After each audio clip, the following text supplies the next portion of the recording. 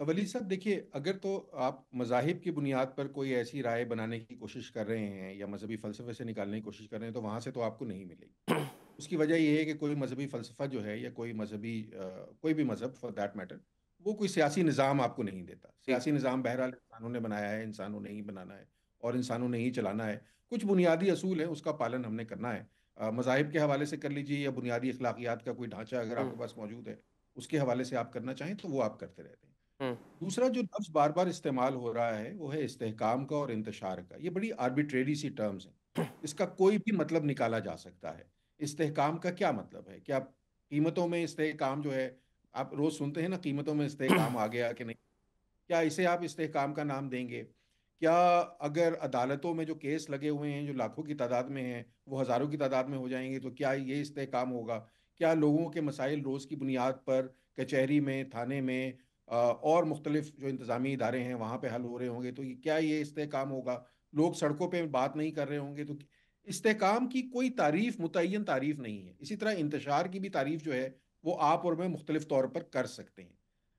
जो अहले नज़र हैं या अहले दानिश हैं, हमारे साहब ने ये लफ्ज़ इस्तेमाल की, ये तरकीब इस्तेमाल की, अगेन वो तरकीब भी आर्बिट्रेरी है कि अहले दानिश कौन है और कौन नहीं है, हम क्या, हमारी औकात क्या।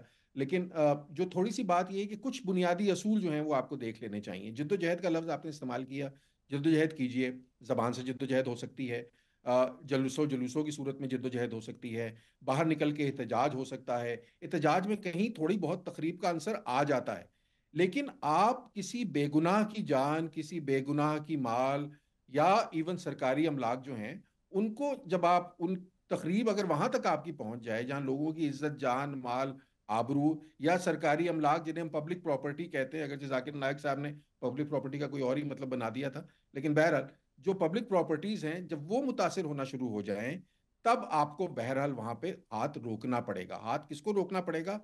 आप यहां पर बैठे हैं मीडिया पे, आपकी एक जिम्मेदारी है, आप भी आवाज उठाएंगे कि ये चीज गलत है।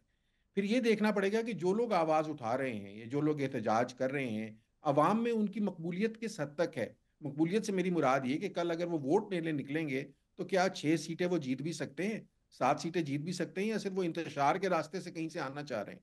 तो ये एक बड़ा कॉम्प्लेक्स एक मैकेनिज्म है, बड़ी कॉम्प्लेक्स साइंस है, जिसको आपको समझना पड़ेगा। कौन इंतशार फैला रहा है और कौन इस्तेहकाम की दुहाई दे रहा है, ये भी समझना बड़ा ज़रूरी है। हमारे जैसे माशरों के अंदर जो अभी भी बहुत जगह पे, जहाँ पे चीज़ें बड़ी इन्फेंसी में हैं, मैं कहता हूँ बड़ी वो शीर खार हैं, वो अभी घुटनों के बल हमने चलना सीख रहे हैं हम, और दुनिया बहुत आगे निकल गई है।